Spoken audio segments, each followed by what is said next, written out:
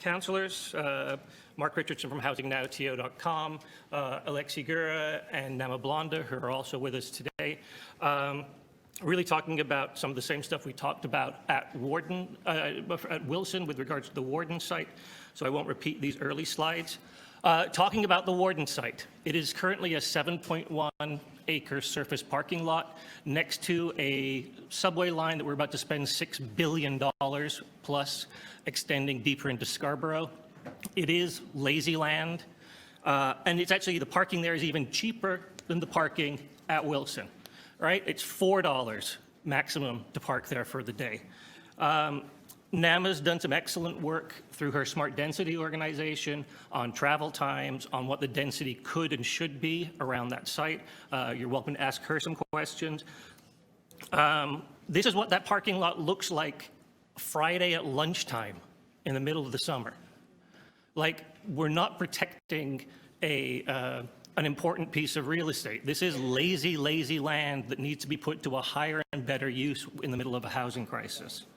The original preliminary development concept for 7.1 acres was 450 units.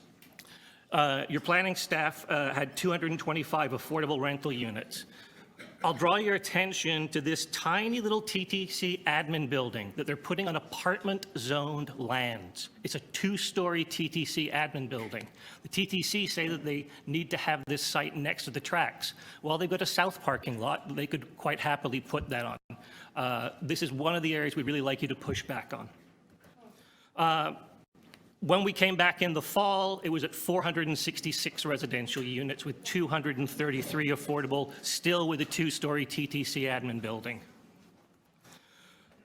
Alexi helped us work on an alternative proposal that we submitted to Create TO last summer, 1,500 residential units on that site, 500 market ownership, 500 rental, 500 affordable rental. We included space for the TTC office building, putting it down next to the station. We also made sure that it worked with all of the constraints that we could find within the historical surveys of that site. So this is where you were, same sort of scale as we had for Wilson a little while ago. You started out at 460 units. You got up currently to 508 units. You added, a small number of units to the mix. It's changed around now. You're at 508. You were at 466 in the fall. But what are we doing just a few blocks away on Eglinton? Right? Eglinton Crosstown, not on a subway. This is the Eglinton Crosstown. Look at what's happening on those privately owned parking lots along the Golden Mile. We're putting way more density on those sites.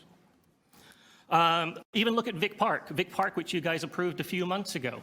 That site is only 2 acres at a station. It's also in Councillor Crawford's ward, as is this one. You put 508 residential units on 2 acres there, but you're only putting the same number of units on 7 acres when we talk about this Warden site. Staff may tell you that the site isn't fully available because of constraints from the Conservation Authority. Even if we look at this, a 3-acre site, which is on a transit line, which is the Don Somerville site in Councillor Fletcher's ward, on that 3-acre site, you guys got 750 units in. So these 500-unit targets are just not acceptable on a 7-acre site next to a $6 billion subway extension. That's our time. We're happy to answer any questions you have about our concerns for Warden.